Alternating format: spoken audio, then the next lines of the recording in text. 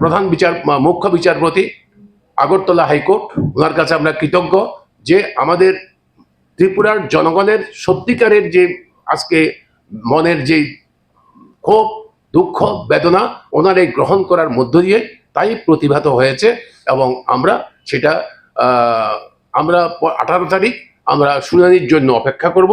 দেখা যাক 18 তারিখ উনি কি রায় দেন, তার উপরে ভবিষ্যতে চলবে। আমরা ত্রিপুরার নির্বাচন আধিকারিকের কাছে আমাদের বক্তব্য হচ্ছে, আপনি হস্তক্ষেপ করুন পুলিশের উপরে। পুলিশ যা বলেছে তা হচ্ছে সম্পূর্ণরূপে হুলিগানদের হাতে ত্রিপুরাকে ছেড়ে দেওয়া। এটা ছেড়ে দেওয়া যেতে পারে না। এটা ছাড়লে পরে পঞ্চায়েত নির্বাচন নয়, ত্রিপুরার মানুষ থাকতে পারবে না। এরকম পরিস্থিতিতে আমরা আজকে এসে দাঁড়িয়েছি। মানিকবাবু বা ওনারা আছেন, কিছু যোগ করার থাকলে। হ্যাঁ,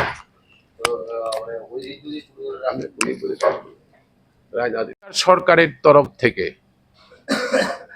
সেটা করা হচ্ছে না। একটা পরিস্থিতি, উত্তেজনাকর পরিস্থিতি দুটি সম্প্রদায়ের মধ্যে যখন তৈরি হয়, যারা সর্বস্ব খুইয়েছেন, প্রথমত স্বাভাবিক পরিস্থিতি নেওয়ার জন্য তাদেরকে প্রাথমিক সাহায্যটুকু দেওয়া উচিত।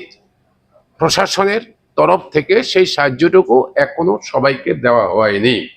এবং প্রত্যেককে দ্বিতীয় পদক্ষেপ হিসেবে আমরা ওদিনও বলেছিলাম, আবেদনও করেছিলাম যে সরকার দ্বিতীয় পদক্ষেপ হিসাবে যারা ক্যাম্পে আছে, বাড়িঘর একদম শেষ হয়ে গেছে, তাদেরকে বাড়ি ঘরে ফেরত নেওয়ার জন্য যথাযথ উদ্যোগ এবং টাকা পয়সা আপনি বরাদ্দ করুন।